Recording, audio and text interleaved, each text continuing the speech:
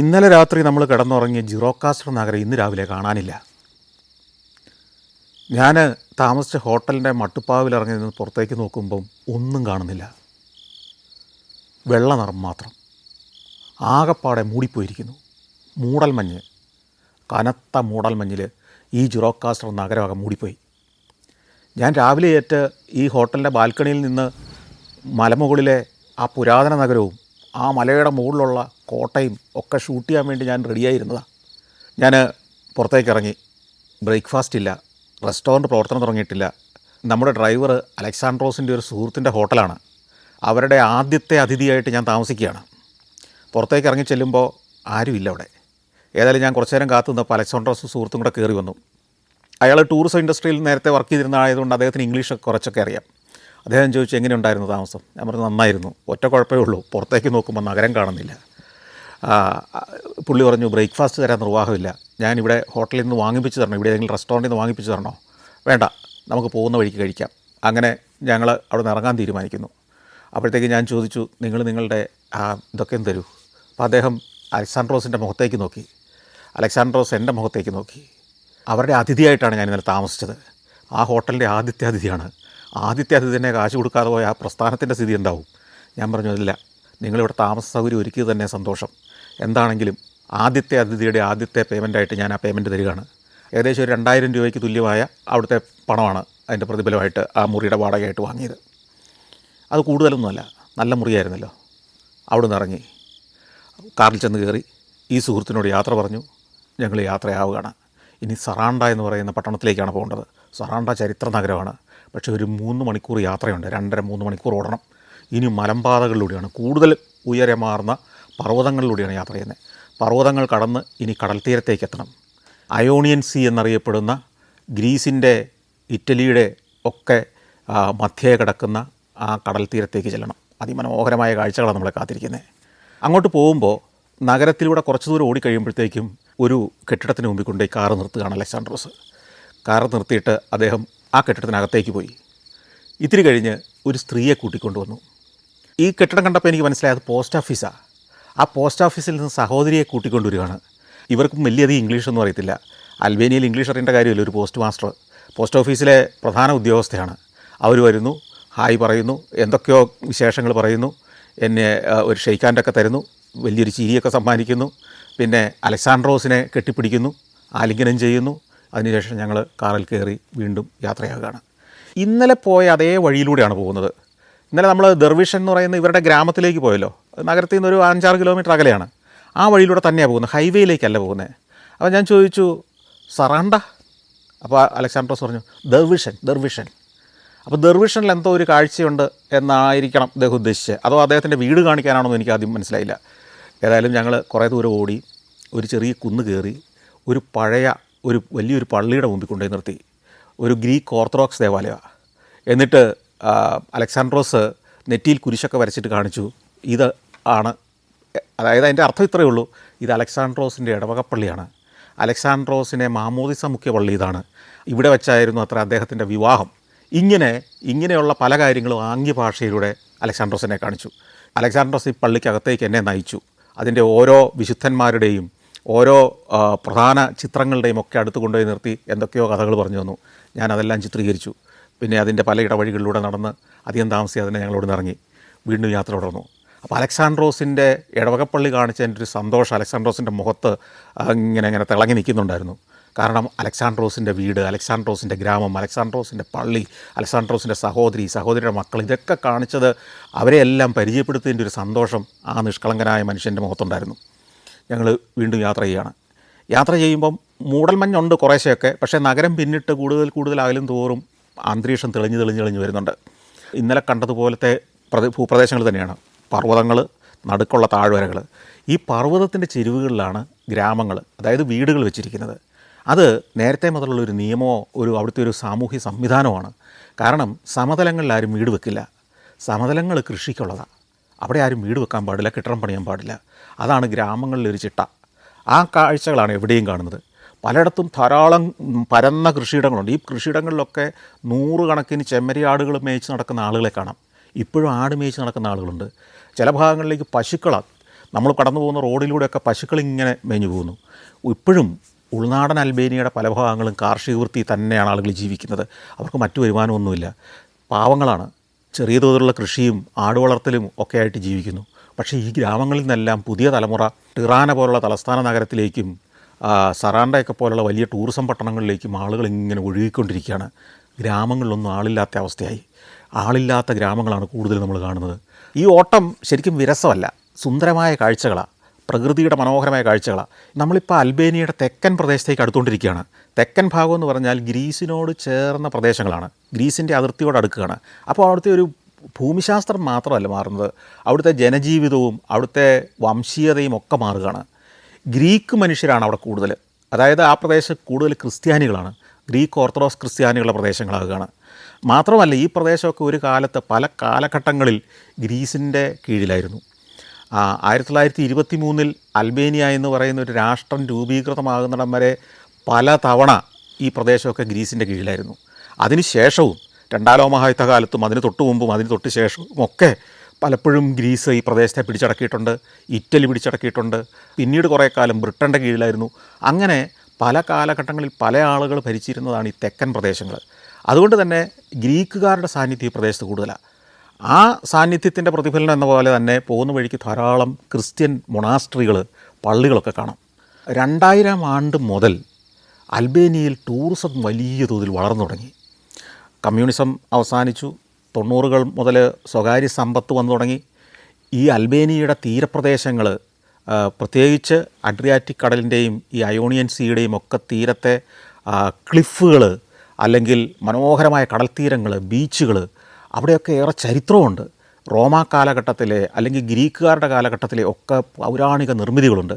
ഈ പൗരാണിക നിർമ്മിതികളും ചരിത്രവും കോട്ടകളും കാസിലുകളും മാത്രമല്ല മനോഹരമായ ബീച്ചുകളും, ചില ഭാഗങ്ങളിലാണെങ്കിൽ അഗാധമായ ക്ലിഫുകളാണ്.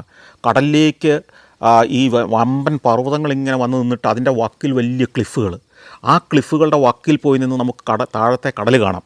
അതിമനോഹരമായ കടലാണ്. ഇവിടുത്തെ കടലിൻ്റെയൊക്കെ നിറമെന്ന് പറഞ്ഞാൽ പളുങ്ക് ജലമാണ്, അടി കാണുന്ന ജലം, തെളിഞ്ഞ പാറകളാണ് അല്ലെങ്കിൽ ഉരുളൻകല്ലുകളാണ് കടലിൻ്റെ അടിയിൽ. നമുക്ക് ആ വെള്ളം കോരി കുടിക്കാൻ തോന്നും. അത്രയും ക്ലീനായ വെള്ളം നമ്മുടെ കിണറ്റിൽ നിന്ന് പോലും കിട്ടിയാലാത്ത അത്ര ശുദ്ധവും തെളിഞ്ഞതുമായ കടൽ ജലം. ഉപ്പുവെള്ളമാണ്, പക്ഷേ നമുക്ക് തോന്നും ഇതങ്ങ് കോരി കുടിച്ചേക്കാവുന്ന, അത്ര ക്ലിയറാണ്, അത്ര ക്ലീനാണ്. മനോഹരമായ തീരങ്ങളാണ്, ക്ലിഫുകളാണ്, എൻ്റർടൈൻമെൻറ്റിന് ഏറ്റവും സ്യൂട്ടബിളാണ്. അതുകൊണ്ട് തന്നെ ഇറ്റലി മാത്രമല്ല യൂറോപ്പിലെ പല നാടുകളിൽ നിന്നും ആളുകൾ വന്നാൽ അവരിഷ്ടപ്പെടുന്ന സ്ഥലമാണെന്ന് ഈ സ്വാതന്ത്ര്യം കിട്ടി സ്വകാര്യ സമ്പത്ത് വന്നതിന് ശേഷം ആളുകൾക്ക് മനസ്സിലായി. അവിടെയൊക്കെ ഹോട്ടലുകൾ വന്നു തുടങ്ങി, റിസോർട്ടുകൾ വന്നു തുടങ്ങി, ടൂറിസം ആക്ടിവിറ്റികൾ വന്നു തുടങ്ങി. ഞാനീ ചെല്ലുന്ന സമയപ്പോഴത്തേക്കും ടൂറിസത്തിൻ്റെ കുതിപ്പിൻ്റെ ഒരു സമയമാണ്. ഏതാണ്ട് അൽബേനിയ എന്ന് പറയുന്ന ഈ ചെറിയൊരു രാജ്യത്ത് ഏതാണ്ട് 1.25 കോടിയോളം ടൂറിസ്റ്റുകൾ ഓരോ വർഷവും വരുന്ന അത്ര ടൂറിസം വളർന്നു കഴിഞ്ഞു. 1.5 കോടി ആളുകൾ ഓരോ വർഷവും വിദേശ രാജ്യങ്ങളിൽ നിന്ന് ടൂറിസ്റ്റുകളായിട്ട് എത്തുന്നു. അത്ഭുതകരമായ ഒരു വളർച്ചയാണത്. സറാണ്ട പോലുള്ള അല്ലെ ഡൂറസ് പോലുള്ള പട്ടണങ്ങളിലൊക്കെ റിയൽ എസ്റ്റേറ്റ് ഭയങ്കരമായി വില കൂടി. അപ്പോൾ അവിടെ താമസിച്ചിരുന്ന സാധാരണക്കാർ എന്ത് ചെയ്തു? കൂടിയ വിലയ്ക്ക് സ്ഥലം വിറ്റിട്ട് കുറച്ച് പുറത്തുള്ള നഗരത്തിന് പുറത്തുള്ള സ്ഥലങ്ങളിലേക്ക് അപ്പാർട്ട്മെൻറ്റുകൾ പണിത് അവിടേക്ക് താമസം മാറ്റി. അപ്പോൾ ധാരാളം ഹോട്ടലുകളും റിസോർട്ടുകളും ഈ തീരങ്ങളിൽ വന്നു. കുറച്ചുകൂടി ചെന്ന് കഴിയുമ്പോഴത്തേക്കും പർവ്വതങ്ങളാണ്. ഈ പർവ്വതങ്ങൾ എന്ന് പറയുന്നത് സ്ലേറ്റ് പാറയുടെ പർവ്വതങ്ങളാണ്. ഈ സ്ലേറ്റ് പാറ എങ്ങനെയാണെന്ന് അറിയില്ല, അടുക്കുകളായ പാറകളാണ്. അതിങ്ങനെ പൊളിച്ചെടുക്കാമെന്ന് നമുക്ക് തോന്നും. മീനിൻ്റെ ചിതുമ്പിൽ പോലെ ഇങ്ങനെ പാറയിൽ പലകകൾ പോലെ പാറക്കല്ലുകൾ ഇങ്ങനെ അടുങ്ങിയിരിക്കുന്ന പർവ്വതങ്ങൾ. അതിനൊരു പ്രത്യേക നിറം, ഒരു ചാര നിറമാണല്ലോ. മുകളിലേക്ക് ചെല്ലും തോറും തണുപ്പ് കൂടി വരികയാണ്. നമ്മൾ മലകയറ്റമാണ്, പർവ്വതം കയറി ഇറങ്ങണം. ഇനി കുറേ ദൂരം മല കയറി കഴിയുമ്പം നമ്മൾ പിന്നെ ഒരു സമതല പ്രദേശത്തേക്ക് എത്തുന്നു. അവിടെയും കൃഷിയിടങ്ങളൊക്കെ ഉണ്ട്. കൃഷിയേക്കാൾ ഉപരി പശുക്കളെയും ആടുകളെയും മേയിച്ച് ജീവിക്കുന്ന ആളുകളുടെ ഗ്രാമങ്ങളാണ്. അങ്ങനെ നമ്മൾ ഓടുമ്പം നദികൾ കാണാം. ഡ്രീനോ എന്ന് പറയുന്ന ഒരു വലിയ നദിയെ പിന്നിട്ടൊക്കെയാണ് നമ്മൾ കടന്നു പോകുന്നത്. വീണ്ടും കുറേ കൂടി ഓടിക്കഴിയുമ്പോൾ ടൂറിസത്തിൻ്റെ മറ്റൊരു പ്രധാന കേന്ദ്രത്തിലേക്ക് എത്തും. നമ്മളീ പോകുന്ന ഹൈവേയുടെ അരികിലല്ല ടൂറിസം കേന്ദ്രം. അവിടെ നിന്ന് ഉള്ളിലേക്ക് കുറേ ദൂരം പോകണം, കുറച്ച് ദൂരം നടക്കുകയും വേണം. വനത്തിനുള്ളിലെ സുന്ദരമായൊരു കേന്ദ്രമാണ്. വനത്തിനുള്ളിൽ ആ പ്രദേശം ക്രാണി എന്നറിയപ്പെടുന്നത്. ക്രാണി, ഈ ക്രാണിയിൽ ബ്ലൂ ഐ നാച്ചുറൽ മോണ്യുമെൻ്റ് എന്ന് പറഞ്ഞൊരു സ്ഥലമുണ്ട്. ബ്ലൂ ഐ നാച്ചുറൽ മോണ്യുമെൻ്റ്, അത് ഒരു നാഷണൽ മോണ്യുമെൻ്റ് തന്നെയാണ്. അതെന്താണെന്ന് ചോദിച്ചു കഴിഞ്ഞാൽ, ഒരു നീല നിറത്തിൽ നമ്മൾ നീല കണ്ണുകളുള്ള ഒരാളുടെ കണ്ണിലേക്ക് നോക്കുന്ന പോലത്തെ ഒരു തടാകം, മനസ്സിലായില്ലേ? അതിൻ്റെ അടിയിൽ നിന്ന് ബബിളുകൾ, കൊമളകൾ പോലെ വെള്ളം ഇങ്ങനെ പൊങ്ങി വരുന്നു. വലിയൊരു തടാകമാണ്. അത് പക്ഷേ മുകളിൽ നിന്ന് നോക്കുമ്പോൾ ഒരു കണ്ണ് പോലെ ഇരിക്കും. അതിരസകരമാണ്. നല്ല നീല നിറമാണ് ആ വെള്ളത്തിന്. വനത്തിനുള്ളിലെ ഒരു തടാകമാണ്. ചെറിയൊരു തടാകമാണ്. ഇത് കാണാൻ വേണ്ടി ധാരാളം ആളുകൾ അവിടേക്ക് പോകുന്നുണ്ട്. ഞാനീ പോകുന്ന സമയം ടൂറിസത്തിൻ്റെ സീസൺ അല്ലാത്തതുകൊണ്ട് അധികം ആളുകളില്ല. പക്ഷേ ടൂറിസം സീസണിൽ ആയിരക്കണക്കിന് ആളുകൾ പാശ്ചാത്യർ വരും. അവർ പോകുന്നതെന്നറിയോ, നടന്നാണ് പോവുക. നടന്നു പോയി ഇവിടെ ഈ മോണ്യുമെൻറ്റിൻ്റെ അടുത്ത് ഈ ബ്ലൂ ഐ തടാകത്തിൻ്റെ ചുറ്റുമുള്ള വനപ്രദേശത്ത് വനത്തിനുള്ളിൽ കൂടാരങ്ങളടിച്ച് ക്യാമ്പ് ചെയ്യും. ഏതാനും ദിവസങ്ങളവിടെ താമസിക്കും. അങ്ങനെ ക്യാമ്പ് ചെയ്യാനുള്ള സൗകര്യങ്ങളെല്ലാം ഉണ്ട്. അതിമനോഹരമായൊരു സ്ഥലമാണ്, ഒരു നാഷണൽ മോണ്യുമെൻറ്റ് തന്നെയാണ് അവരുടെ. അപ്പോൾ അവിടേക്ക് ഇന്ന് പോകാൻ സമയമില്ല. ഉള്ളിലേക്ക് കുറേയേറെ പോകണം. മാത്രമല്ല സീസണല്ല, പിന്നെ കുറേ ദൂരം നടക്കണം. അപ്പോൾ ഇന്ന് എനിക്ക് സമയത്തിൻ്റെ ഒരു പ്രശ്നമുണ്ടല്ലോ. നമ്മൾ വളരെ ചുരുങ്ങിയ സമയം കൊണ്ടാണ് നമ്മൾ ഈ രാജ്യത്തെ മുഴുവൻ കണ്ടു തീർത്ത് മടങ്ങേണ്ടത്. അപ്പോൾ അതുകൊണ്ട് തന്നെ അങ്ങോട്ട് പോകണ്ടാന്ന് തീരുമാനിച്ചു. അവിടുന്ന് വീണ്ടും യാത്ര തുടരുകയാണ്. നമ്മൾ മല ഇറങ്ങി തുടങ്ങി. മല ഇറങ്ങുമ്പോൾ പലയിടത്തും ചില ഡാമുകളുണ്ട്, റിസർവോയറുകളുണ്ട്. അത് ജലവൈദ്യുത പദ്ധതികളുടെ റിസർവോയറുകളാണ്. പല നദികളിലും 1ഉം 2ഉം ഡാമുകൾ പണിത് ജലവൈദ്യുതി ഉൽപ്പാദിപ്പിക്കുന്ന കേന്ദ്രങ്ങളുണ്ട്. അവിടെ നിന്ന് ജലവൈദ്യുതി ഉണ്ടാക്കിയതിന് ശേഷം വെള്ളം ഒഴുക്കി വിടുന്ന കനാലുകൾ, അതിൻ്റെ തീരത്തുകൂടെയൊക്കെ നമ്മളിങ്ങനെ പോവുകയാണ്. പലയിടത്തും പശുക്കളുടെ കൂട്ടങ്ങൾ റോഡിലൂടെ ഇങ്ങനെ ക്രോസ് ചെയ്ത് പോകുന്നു. അവിടെ നിന്ന് പിന്നിടുന്നതോടുകൂടി നമ്മളൊരു മലമ്പാതയിലൂടെ ഇങ്ങനെ പോയി മലയുടെ ഒരു വക്കിലേക്ക് എത്തുമ്പം അങ്ങ് അകലെ അങ്ങ് കടൽ തീരത്ത് സറാണ്ട എന്ന് പറയുന്ന പട്ടണം കാണാം. കടൽ തീരത്ത് ഇങ്ങനെ ഉയർന്നു നിൽക്കുന്ന 6-7 നിലകളുള്ള കെട്ടിടങ്ങളുടെ നിരകളുള്ള ഒരു മനോഹരമായൊരു പട്ടണം. അകലെ എന്നുള്ള കാഴ്ചയാണ്. നമ്മൾ ആദ്യമായിട്ട് ആ സറാണ്ട പട്ടണത്തെ കാണുകയാണ്. അതിന് സമീപത്ത് കടൽ. ആ കടൽ തീരത്തേക്ക്, ആ താഴ്വാരത്തേക്ക്, അങ്ങ് താഴെയുള്ള ആ പട്ടണത്തിലേക്കാണ് നമുക്കെത്തേണ്ടത്. നമുക്ക് വലിയ ആവേശം തരുന്ന കാഴ്ചയാണ്. ശരിക്കും പറഞ്ഞാൽ സറാണ്ടയാണ് ഈ അൽബേനിയയിലെ ഏറ്റവും പ്രധാനപ്പെട്ട ടൂറിസ്റ്റ് കേന്ദ്രം. അവിടെ ചരിത്രമുണ്ട്, അതിമനോഹരമായ ക്ലിഫുകളുണ്ട്, മനോഹരമായ കടൽ തീരങ്ങളുണ്ട്, എൻ്റർടൈൻമെൻറ്റിനുള്ള എല്ലാ സൗകര്യങ്ങളുമുണ്ട്, 100 കണക്കിന് ഹോട്ടലുകളുണ്ട്, റെസ്റ്റോറൻറ്റുകളുണ്ട്, നൈറ്റ് ലൈഫിൻ്റെ ആഘോഷത്തിൻ്റെ കേന്ദ്രങ്ങളുണ്ട്. അതിമനോഹരമായ സ്ഥലമാണ്. അവിടേക്കാണ് നമ്മൾ പോകുന്നത്. അങ്ങനെ വീണ്ടും ഓടി നമ്മൾ നഗരത്തിലേക്ക് എത്തുന്നു. നഗരത്തിൽ നമ്മൾ എത്തുമ്പോൾ ഒരു സാധാരണ പട്ടണം പോലെയാണ്. പക്ഷേ ഈ കടലിലേക്ക് ഫേസ് ചെയ്യാണ്. കടലിലേക്ക് ചെരിഞ്ഞ് കിടക്കുന്ന ഒരു മല, കടൽ തീരം വരെ എത്തുന്ന ഒരു മലഞ്ചെരിവ്. ഈ മലയിലെ പല തട്ടുകളാക്കി തിരിച്ച് അവിടെയെല്ലാം കെട്ടിടങ്ങൾ. പണ്ടകാലത്തൊക്കെ മുക്കൂരുടെ വീടുകളായിരുന്നത്. പിന്നീട് ഈ 90കൾക്ക് ശേഷം ആ വീടുകളെല്ലാം മാറ്റി അവിടെയെല്ലാം ഹോട്ടലുകളായി മാറി. ആൾക്കാർക്ക് വന്ന് താമസിക്കാൻ കഴിയുന്ന 10, 300, 400 രൂപ മുതൽ 50,000, 60,000 രൂപ വരെ ഒരു രാത്രിക്ക് വാടകയുള്ള വമ്പൻ ഹോട്ടലുകൾ മുതൽ ചെറുകിട ഹോം സ്റ്റേകൾ വരെ അതിനകത്തായി കഴിഞ്ഞു. പക്ഷേ അതെല്ലാം ഒരു സൗന്ദര്യമുണ്ട്, വൃത്തിയുണ്ട്, ഭംഗിയുണ്ട്, വൃത്തികേടുകളില്ല, മാലിന്യങ്ങളില്ല, ബോർഡുകളില്ല, കറണ്ട് കമ്പികളില്ല. പക്ഷേ ആഡംബരത്വമൊന്നും നിങ്ങൾ കാണില്ല. സാധാരണമായ തെരുവുകളാണ്. അതിലൂടെ നമ്മളിങ്ങനെ കടൽ തീരത്തുകൂടെ കിടക്കുന്ന പാതകളിലൂടെ നമുക്ക് പോകാം. കുറേ ദൂരം ഓടി നമ്മൾ കടൽ തീരത്ത് നയീം പ്രൊമനേഡ് എന്ന് പറയുന്ന ഒരു പ്രൊമനേഡിൽ കൊണ്ടുപോയി വണ്ടി നിർത്തി. അതായത് ഇത്തരം റോഡുകൾക്കൊക്കെ പ്രൊമനേഡ് എന്നാണ് പറയുന്നത്. അതിൻ്റെ ഒരു വശത്ത് ഞാൻ പറഞ്ഞല്ലോ കുന്നാണ്, മലയാണ്. മലയുടെ ഇങ്ങനെ തട്ടുകളായിട്ട് കിടക്കുകയാണ്. അവിടെ ഗംഭീരമായ ഹോട്ടലുകൾ, റിസോർട്ടുകളൊക്കെ ഇങ്ങനെ പടുതു വെച്ചിരിക്കുകയാണ്. മലഞ്ചെരുവിലാണ്. എല്ലാ കെട്ടിടങ്ങൾക്കും കടലിൻ്റെ വ്യൂ ഉണ്ട്.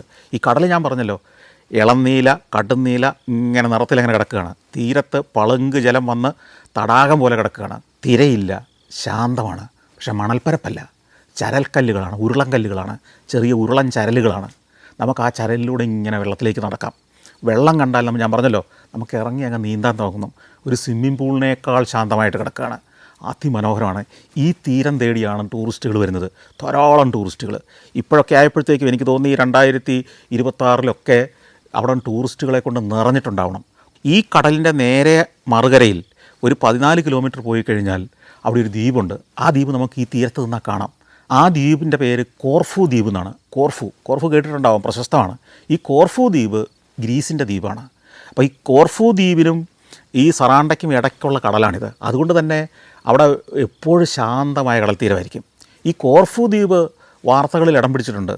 ഒരു കാലത്ത് സിറിയയിൽ നിന്നും ഇറാഖിൽ നിന്നുമൊക്കെ, സിറിയയിൽ വലിയ ആഭ്യന്തര പ്രശ്നങ്ങളുണ്ടായിരുന്നപ്പോഴൊക്കെ ധാരാളം അഭയാർത്ഥികൾ യൂറോപ്പിലേക്ക് കുടിയേറാനുള്ള വ്യഗ്രതയോടെ ചങ്ങാടങ്ങളിലും അനധികൃത ബോട്ടുകളിലുമൊക്കെ കടൽ കടന്നു കയറി ചെന്നത് ഈ കോർഫു ദ്വീപിലേക്കായിരുന്നു.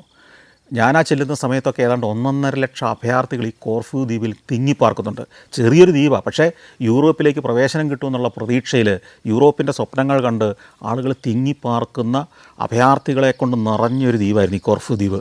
ഈ കോർഫു ദ്വീപ് ഇവിടെ നിന്ന് നോക്കി നമുക്ക് കാണാം. 14 കിലോമീറ്ററേ ഉള്ളൂ. അങ്ങോട്ട് ഫെറി സർവീസുണ്ട്. ദിവസത്തിൽ 2-3 തവണ ഫെറി സർവീസുണ്ട്. ആ ഫെറി പുറപ്പെടുന്ന ഫെറി പോർട്ടൊക്കെ അല്ലെങ്കിൽ ഫെറി ടെർമിനലൊക്കെ ഈ തീരത്ത് നിന്നാൽ കാണാം. ഈ സറാണ്ട നഗരത്തിൽ ഏതാണ്ട് ഒരു 40,000 ആളുകളാണ് വസിക്കുന്നത്. അതിനകത്തെ ഒരു പാതിയോളം പേര് ഗ്രീക്ക് വംശജരായ മനുഷ്യരാണ്. ബാക്കിയുള്ളവരാണ് അൽബേനിയൻ മനുഷ്യർ ഇവിടെ ഉള്ളത്. ഈ 40,000 ആൾ വസിക്കുന്നതിൽ രസകരമായ കാര്യം എന്തറിയോ, പല ടൂറിസ്റ്റ് സീസണുകളിലും ഇവിടുത്തെ ജനസംഖ്യയേക്കാൾ കൂടുതൽ വിദേശികളായിരിക്കും ഇവിടെ ഉണ്ടാവുക.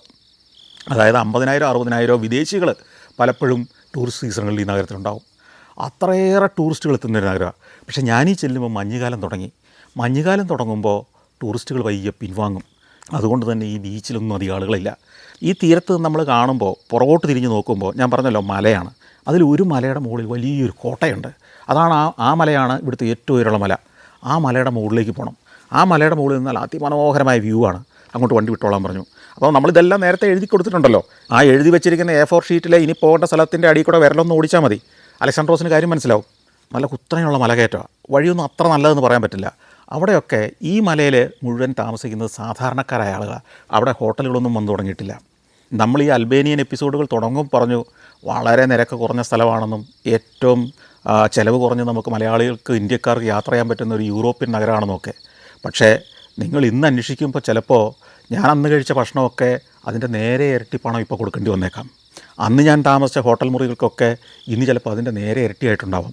കാരണം ടൂറിസം അങ്ങ് വളർന്നതോടുകൂടി കോവിഡിന് ശേഷം അവിടുത്തെ സംവിധാനങ്ങളെല്ലാം മാറി. നമ്മൾ മല കയറി ചെല്ലുന്നത് ലക്കൂർസി കാസിലിൻ്റെ മുന്നിലേക്കാണ്. ലക്കൂർസി കാസിൽ അതിമനോഹരമായിട്ട് സംരക്ഷിച്ചിരിക്കുന്ന ഒരു കോട്ടയാണ്. ചുണ്ണാമ്പ് കല്ല് കൊണ്ട് പണിത ഒരു കോട്ട. ഇതിനകത്തേക്ക് കയറി ചെല്ലുമ്പോൾ മനോഹരമായി കല്ല് വിരിച്ച വലിയൊരു പ്രദേശം. അതിൽ നിരവധി മേശകസേരകൾ നിരത്തിയിട്ടിരിക്കുന്നു. കൂടാതെ ഒരു ഭാഗത്ത് ആ കാസിലിനോട് ചേർന്ന് അതിന് പറ്റുന്ന രീതിയിലുള്ളൊരു കെട്ടിടം. ആ കെട്ടിടം ഇന്ന് ഒരു റെസ്റ്റോറൻറ്റും ബാറും ഒക്കെയാണ്. ഇവിടെ ഒരു മനുഷ്യരില്ല. ഞാനും അലക്സാണ്ട്രോസും മാത്രം. കുറച്ച് ജോലിക്കാരൊക്കെ അങ്ങ് നടക്കുന്നുണ്ട്.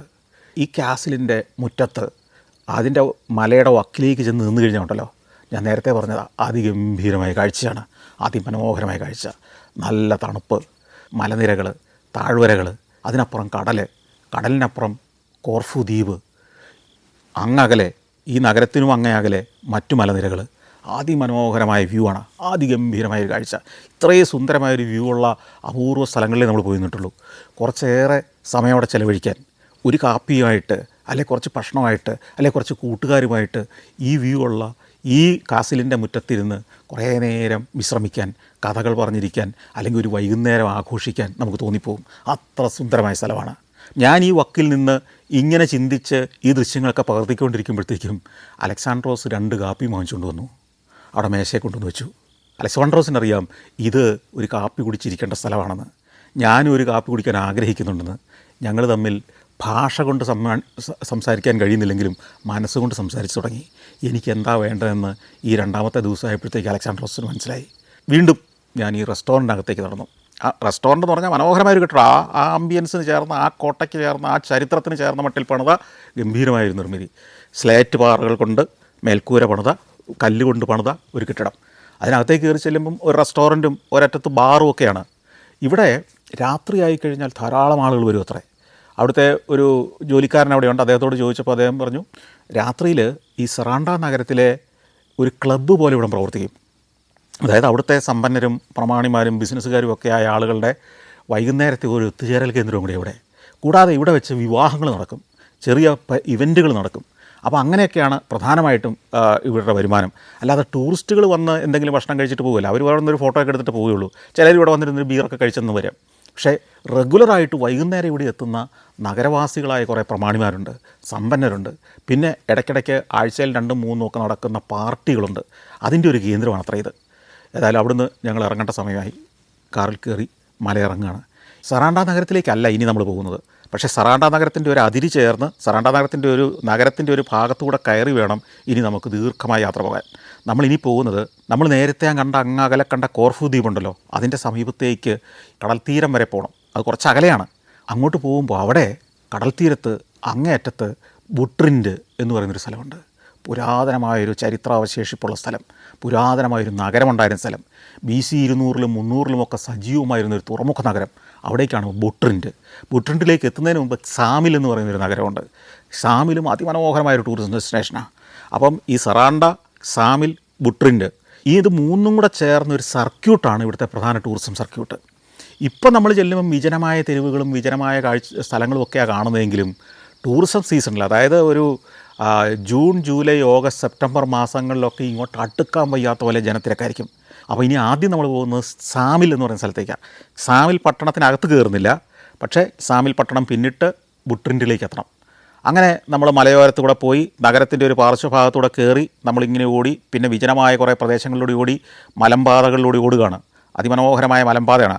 ഒരു വശത്ത് കടലാണ്, കടലിലേക്ക് തള്ളി നിൽക്കുന്ന ഒരു പർവ്വതത്തിൻ്റെ വക്ക് ചേർന്നുള്ള പാതയിലൂടെ നമ്മളിങ്ങനെ ഓടുകയാണ്. കുറേ ഓടിക്കഴിയുമ്പോഴത്തേക്കും താഴ്വാരത്ത് ചതുപ്പ് നിലങ്ങൾ കാണാം, കുറേയേറെ ചതുപ്പ്, അതിൽ വളരുന്ന കുറേയേറെ സസ്യങ്ങൾ. നമ്മുടെ കുട്ടനാട് പോലത്തെ ഒരു പ്രദേശം, കടലിൽ നിന്ന് വെള്ളം കയറി കിടക്കുന്ന ഒരു ചതുപ്പ്, അതിനുള്ളിലൂടെ നിരവധി തോടുകൾ, കനാലുകൾ പോലുള്ള ഭാഗങ്ങൾ, നല്ല പച്ചപ്പിൻ്റെ സമതല പ്രദേശങ്ങൾ കിടക്കുന്നിടത്ത് നിന്ന് കുറേ ദൂരം കൂടി ഓടി നമ്മൾ ഒരു വലിയ പാർക്കിംഗ് ഏരിയയിലേക്ക് വണ്ടി കൊണ്ടുപോയി നിർത്തി. ആ പാർക്കിംഗ് ഏരിയ ബുട്രിൻറ്റിൻ്റെ പാർക്കിംഗ് ഏരിയയാണ്. അവിടെ കുറച്ച് കാറുകളൊക്കെ ഉണ്ട്, പക്ഷേ അതൊന്നും അല്ല അവിടെ സാധാരണ രീതിയിൽ ടൂറിസ്റ്റ് സീസണിലെ കാഴ്ച. ഞാനിത് വായിച്ചിട്ടുണ്ട്, മനസ്സിലാക്കിയിട്ട് തന്നെയാണ് പോയിരിക്കുന്നത്. ആ പാർക്കിംഗ് ഏരിയയുടെ ഇടത്തേക്ക് പോയി കഴിഞ്ഞാൽ അവിടെയാണ് ബുട്രിൻറ്റിൻ്റെ പുരാനഗരം. വലത്തേക്ക് പോയി കഴിഞ്ഞാൽ അതായത് ഈ പാർക്കിങ്ങിൻ്റെ ഒരു വക്ക് എന്ന് പറയുന്നത് ഒരു വലിയ കനാലിൻ്റെ തീരത്ത് വന്നിരിക്കുകയാണ്. ഈ അയോണിയൻ സീയിൽ നിന്ന് വെള്ളം കയറി കിടക്കുന്ന ഒരു കനാലാണിത്. ഈ കനാലിൻ്റെ ഒരു പ്രത്യേകത എന്താ വെച്ച് കഴിഞ്ഞാൽ ദിവസത്തിൽ 2 പ്രാവശ്യം, അതായത് ഒരു തവണ വെള്ളം കയറി വരും, മറ്റൊരു ഭാഗം വെള്ളം ഇറങ്ങിപ്പോവും, വേലിയേറ്റത്തിനും വേലിയിറക്കത്തിനും. അപ്പോൾ ഭയങ്കര ശക്തമായ ഒഴുക്കായിരിക്കും. അതുകൊണ്ട് തന്നെ നൂറ്റാണ്ടുകൾക്ക് മുമ്പ് ഈ കനാലിൻ്റെ എൻട്രൻസിൽ വേലിയേറ്റ സമയത്ത് കപ്പൽ എത്തിക്കഴിഞ്ഞാൽ ആ കപ്പൽ തന്നെ കയറി തുറമുഖത്തേക്ക് കയറി വന്നോളും. എന്നാൽ വേലിയിറക്ക സമയത്ത് കപ്പലിനെ കയറഴിച്ച് വിട്ട് കഴിഞ്ഞാൽ അവൻ തന്നെ ഈ കനാലിൽ കൂടെ ഓടിച്ച് കടലിൽ കൊണ്ടെത്തിച്ചോളും. അങ്ങനെ ഒരു ഫ്രീ ഗതാഗത സാധ്യമാകുന്ന ഒരു അത്ഭുത തുറമുഖമായിരുന്നു ഈ ബുട്രിൻ്റെ ഒരു കാലത്ത്. അതുകൊണ്ടാണ് ഇവിടം ആദിമകാലം മുതൽ തന്നെ റോമാക്കാരുടെയും പിന്നീട് പല പ്രദേശക്കാരുടെയും പ്രമുഖമായൊരു വാണിജ്യ കേന്ദ്രമായത്. ഈ അഡ്രിയാറ്റിക് സീയുടെ വടക്ക് പടിഞ്ഞാറ് മൂലയ്ക്ക് കിടക്കുന്ന ഒരു ചരിത്ര നഗരമാണ് നമുക്കറിയാം വെനീസ്. ഇന്നത്തെ നമ്മൾ കേട്ടിട്ടുള്ള വെനീസ്. ഈ വെനീസ് ഒരു ചെറിയ പട്ടണമാണെങ്കിൽ കൂടി പണ്ടതൊരു രാജ്യമായിരുന്നു. വെനീഷ്യൻ ചക്രവർത്തിമാരുണ്ടായിരുന്നു, രാജാക്കന്മാരുണ്ടായിരുന്നു. വെനീസുകാർ കച്ചവടത്തിൽ വിദഗ്ധന്മാരായിരുന്നു. ആ രാജ്യത്തിരുന്ന് ഈ അഡ്രിയാറ്റിക് കടലിൻ്റെ തീരങ്ങളിലെ പ്രദേശങ്ങളെ മുഴുവൻ അവർ ഭരിച്ചു. ഒരു കാലത്ത് ഭരിച്ചു എന്ന് മാത്രമല്ല, അവിടെ നിന്ന് കച്ചവടങ്ങൾ നടത്തി. നമുക്കറിയാം വെനീസിലെ വ്യാപാരി എന്നൊക്കെ പറഞ്ഞ നാടകങ്ങൾ നമ്മൾ കേട്ടിട്ടുണ്ട്, കഥകൾ നമുക്കറിയാം. ഈ വെനീസിലെ വ്യാപാരി എന്ന് പറയുന്നത് അവർ ഈ വെനീസിലിരുന്ന് വാണിജ്യം നടത്തിയിരുന്നവരാണ്. പായ്ക്കപ്പലുകളിൽ ഇതിൻ്റെ മറുതീരത്തുള്ള ഈ അൽബേനിയ ആവട്ടെ, മോണ്ടിനീഗ്രോ ആവട്ടെ, ക്രൊയേഷ്യ ആവട്ടെ, അല്ലെങ്കിൽ ഇങ്ങനെ താഴോട്ട് ഗ്രീസ് വരെയുള്ള പ്രദേശങ്ങളാവട്ടെ, തുർക്കിയിലേക്കാവട്ടെ, ഇവിടേക്കൊക്കെ കച്ചവട സംഘങ്ങളെ അയക്കുക. അവിടുന്ന് കച്ചവടത്തിലൂടെ പലവിധ സാധനങ്ങൾ ഇവിടെ കൊണ്ടുവന്ന് വെനീസിൽ കൊണ്ടുവന്ന് വെനീസിൽ നിന്ന് യൂറോപ്പിൻ്റെ ഉൾനാടുകളിലേക്ക് വിറ്റ് കാശുണ്ടാക്കിയ വമ്പൻ കച്ചവടക്കാരുടെ ഒരു നഗരം, ഒരു വാണിജ്യ രാജ്യമായിരുന്നു വെനീസ് ഒരു കാലത്ത്. ഈ വെനീസിന് വലിയ സൈനികരും ഉണ്ടായിരുന്നു.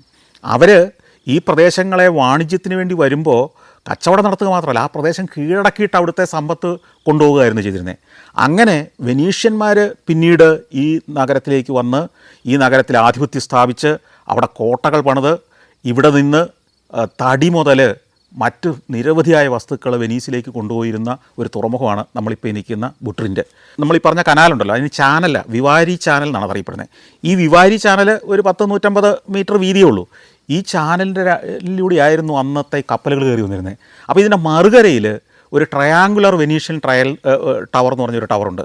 അവിടെ ഇവരുടെ ഒരു പട്ടാള കേന്ദ്രമായിരുന്നു. കൂടാതെ ഈ അങ്ങോട്ട് കൊണ്ടുപോകാൻ, വെനീസിലേക്ക് കടത്തിക്കൊണ്ട് പോകാനുള്ള ചരക്കുകൾ സൂക്ഷിച്ചിരുന്ന ഇവിടെ നിന്നുള്ള ഒലിവെണ്ണ അതുപോലെ മറ്റു പലതും അവിടെ സൂക്ഷിച്ചിരുന്നു. ഉണക്കമീൻ ഒക്കെ സൂക്ഷിച്ചിരുന്ന ഗോഡൗണും കൂടിയായിരുന്നു ഈ ഫോർട്ട്.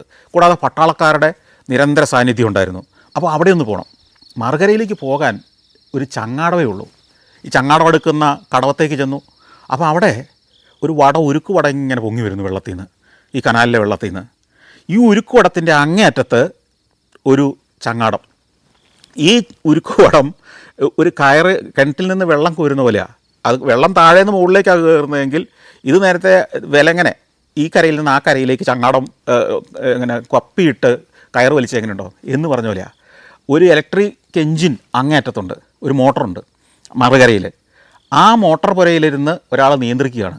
ചങ്ങാടത്തിന് എൻജിനില്ല, ഡ്രൈവറില്ല, ഒന്നുമില്ല. ചങ്ങാടം വെറുതെ വെള്ളത്തിൽ മുങ്ങി കിടക്കുന്നേ ഉള്ളൂ.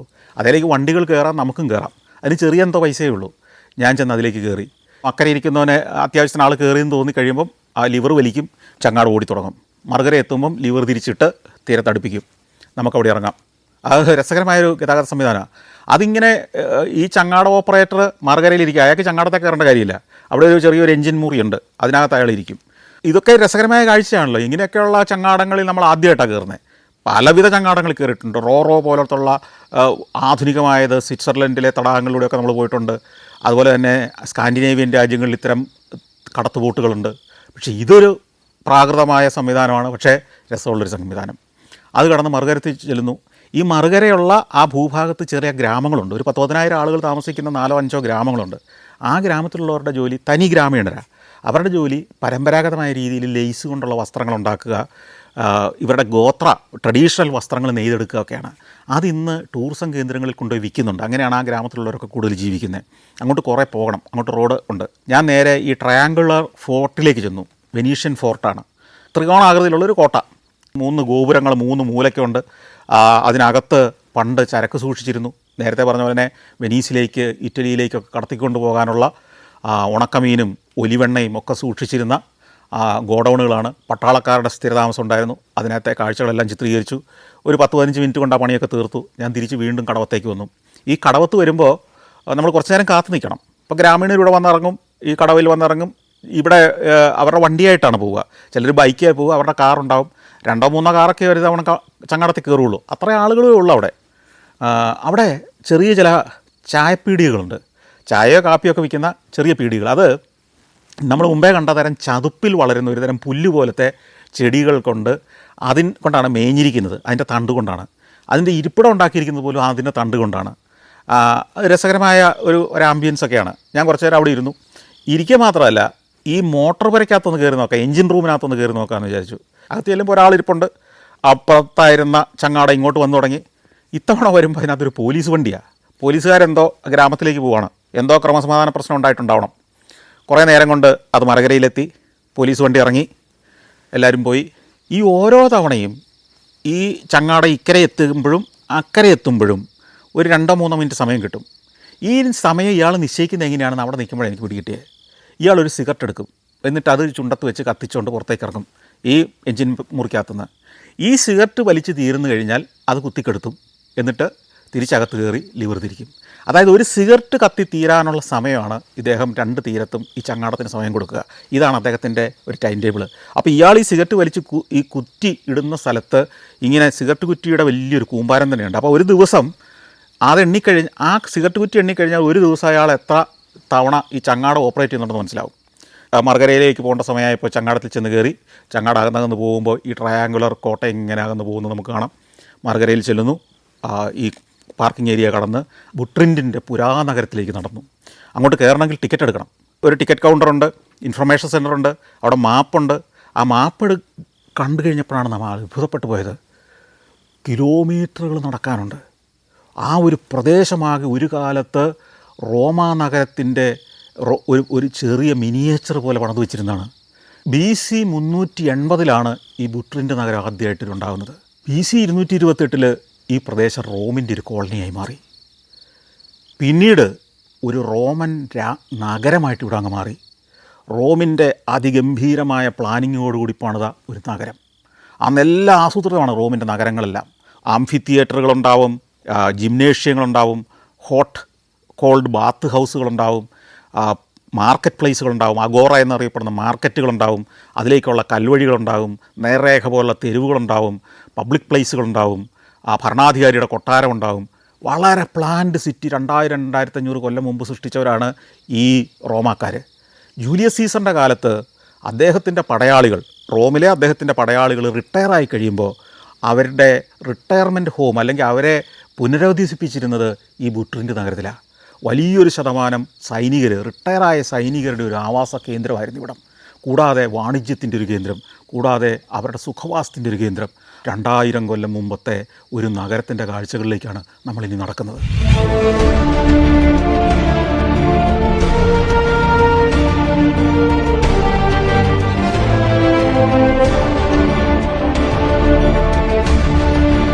മധ്യപ്രദേശ്, ആൻഡമാൻ, ലക്നൗ, ബറോഡ, നാഷിക്, ഡൽഹി, ആഗ്ര, ഗോളിയോർ. സഞ്ചാരം പെൻഡ്രൈവ് വോള്യം നമ്പർ 22. ഫുൾ HDയിലുള്ള ഈ അപൂർവ ദൃശ്യയാത്രാ വിവരണ ശേഖരം സ്വന്തമാക്കാൻ സഞ്ചാരം എന്ന് SMS ചെയ്യൂ. ഫോൺ 9995 444 222.